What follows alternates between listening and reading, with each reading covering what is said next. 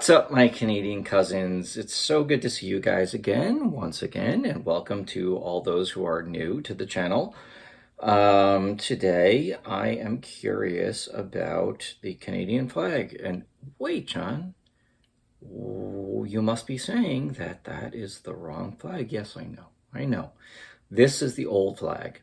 But what I want to know is how the flag got from this red ensign flag, a traditional British military naval flag where you put the crest of the country that you may be a dominion of, a colony of, or whatever, to this beautiful iconic flag. And so we're going to explore that today. We're going to explore how the iconic maple leaf flag came to be. And so let's take a look, and I will see you, my friends, on the flip side. Oh, and don't forget to like and subscribe. It helps me out. It extends my reach. And that's really all I want to do. I just want to grow this community of you wonderful people. And so that's my only motivation for doing this and for asking for your likes and subscribes. And it's a very simple thing to do. Okay, thank you so much. Just another day of the office. Robert Labonte is on his way to work. You might say he's got the top position on Parliament Hill. By the way, I'm going to do a video at some point about Ottawa and Parliament Hill's. It's gorgeous from what I can see.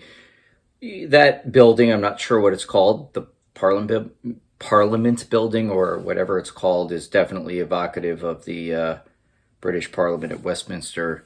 I assume there was some inspiration to build it looking similar. Working day, it's his job to change the maple leaf on top of the Peace Tower. It's a job the flagmaster takes very seriously.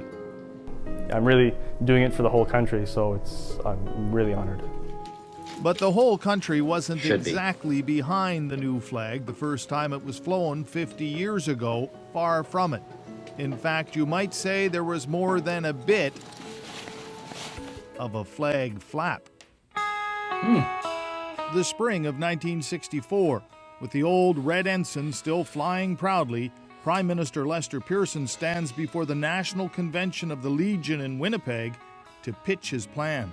That it is time now for Canadians, in the course of our national evolution, to unfurl a flag that is truly distinctive and truly national in character. It didn't go well. But Pearson persisted. Hey, change is hard, especially symbols of national pride.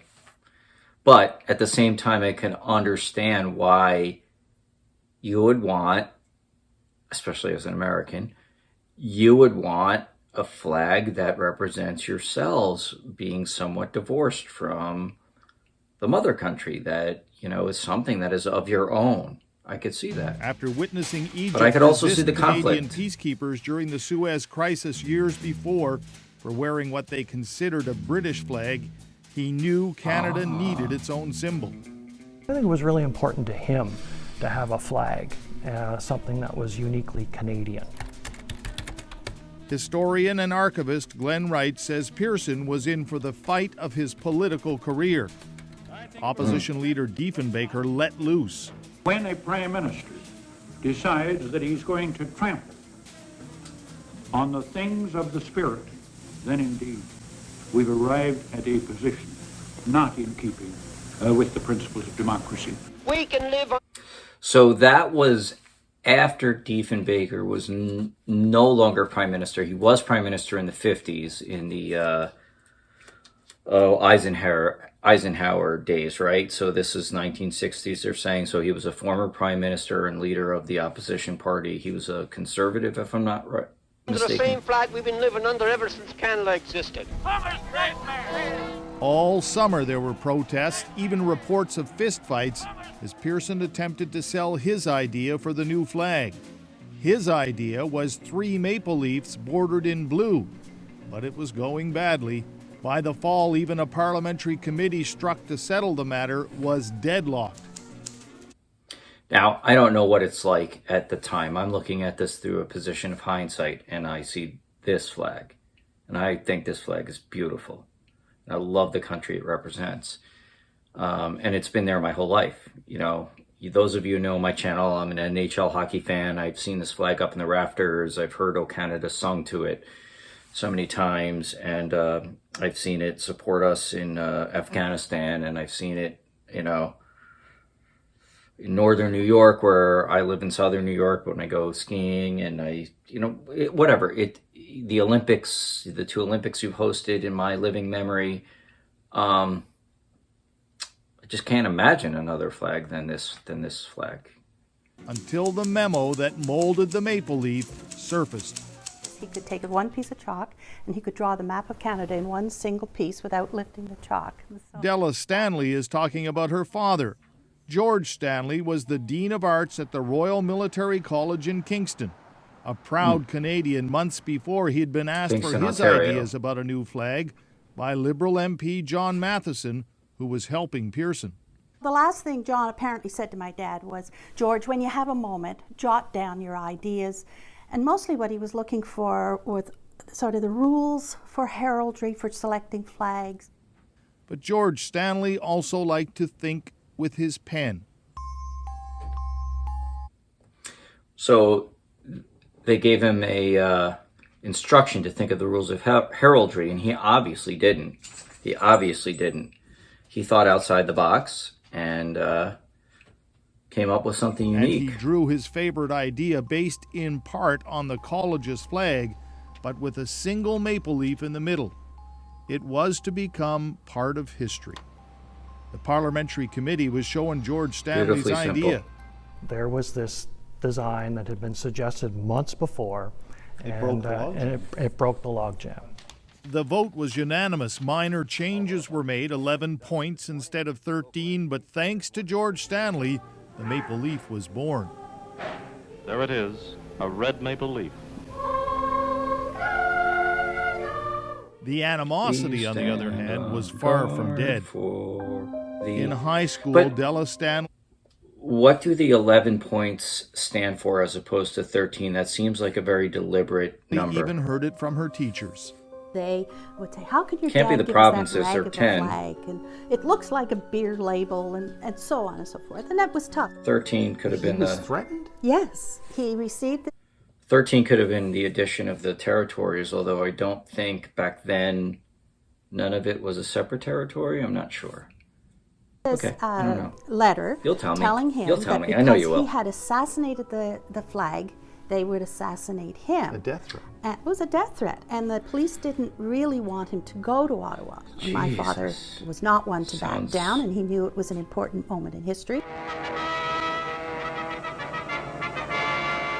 Made to stand in the back because his brightly colored Hudson Bay jacket was a bit of a target, George Stanley absolutely attended. The kids had to stay home, but were hardly forgotten. Good for To him. mark the occasion, he got each one of us a gold maple leaf. Now, did you ever see the memo? No, I have never, ever seen the memo. Would you like to? I would love to. It's on the top of my bucket list. I think we can do that this afternoon. Really? You're kidding? Really?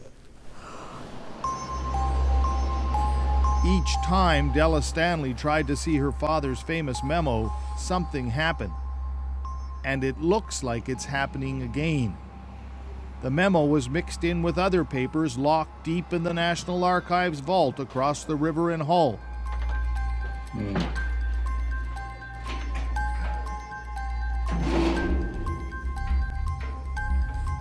There have Just out of curiosity, guys, and you know I'm a curious person, across the river in Hull, I know Ottawa is very close to the Quebec border, right? So is Hull in Quebec, or is it still in Ontario? been several attempts to wheel out the right document. All have failed. Volume 65? Does that sound right? No. Okay. Why don't you do the honors? And then there it is. There, Della. There. It is. There it is. There it is. It There it is. is. Yes. So that's your dad's memo. That's the Oh, sorry, letter that guys. your father wrote to John Matheson in the spring of 1964. Oh, it's wonderful.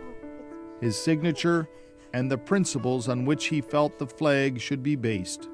Easily recognizable, use traditional colors and traditional emblems, serve as a rallying symbol, and Red and hence white. to be a unifying force. That's That's it. what it is. And that's what it has That been for is 50 what years. it is. This is fabulous. Oh, thank you so much.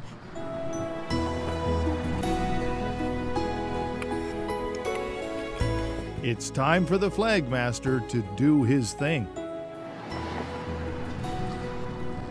The flag flying over the Peace Tower is now so popular, the waiting list to receive one is 48 years long, almost as long as the Wow. maple leaf is old. Look at that. It's wonderful. And every time Della Stanley sees it, she smiles and thinks of Dad. You must be pretty proud of Dad. Yeah, I'm you very look up at proud that. of my father.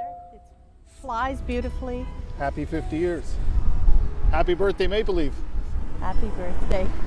Red Sharon, CBC News on Parliament Hill in Ottawa. It is too. It's perfect. Oh, like guys, that was a cool little lesson about how the iconic maple leaf flag came to be, and I love that they had the daughter of the designer of the flag, and to think that he got death threats. It sounds like modern day America when people don't like things politically. Don't get me started. But listen, it's so cool. I would like to hear from you guys. Is there anybody still out there that laments that the changeover of this flag, or is this, because everything I've seen suggests that you all have embraced this flag over the last 2 generations and just love it. And frankly speaking, as an American, but a very good admirer and respecter of Canada, I love this flag too, and I can't imagine another one. Interesting point. I'm going to teach you a little something about American history. Your prior flag was based on the British ensign, or ensign. Ensign, I think, is the way the Brits pronounce it, but the ensign flag. It was a naval flag, the Union Jack in the corner, and then the red. Your flag was this. The American flag has more in common with your old flag than it does with your new flag, because our flag, when we were a revolutionary force fighting the British, but we had not yet declared independence, and there was a hope that we would reconcile still. Believe it or not, the American Revolutionary War didn't start out as a fight for independence. It started out as a fight for rights. We can debate all of the reasons why, pro and con, and what happened. The mistakes the Brits made, maybe the overreaction some Americans made, the radicals, all this stuff. But the bottom line is there was a hope. And the 13 colonies were never united, but they became united under this sort of almost like war de facto government called the Continental Congress, and they figured they should have a flag. But because they didn't want to completely alienate Britain, because there was a hope of reconciliation, and there was the famous peace petition that they sent to Britain to try to reconcile even after the war started, there was this flag. This flag basically took the British red ensign flag, and at the time this was the British ensign flag, it was before Ireland was forced to join the United Kingdom, so it didn't have the red stripes yet down the crossways like that, the X-ways. And so they just took this flag and they simply sewed white stripes on it. That's all they did. And actually, they copied that from the East India Company, which had more stripes, but it was this flag. So ultimately, the American flag is the British flag, the British red ensign flag. I keep saying that. I keep saying the British way because whatever. The British ensign flag, they added stripes to it, it became this flag. And then when we declared independence, and even for a year afterwards, from 1775 to 1777, that was the flag of the United States. They took the Union Jack out of the corner. They kept the dark blue, and they put 13 stars. And therefore, our flag has its genesis in the British ensign flag, just like your old flag did, and has more in common with your old flag than your new flag, which is really cool. Okay. Excuse me, guys. I've spoken enough. I hope you've enjoyed this, and I will see you soon, my friends. Take care. Boast and pride and join in love together. The thistle, shamrock, rose, and twine, the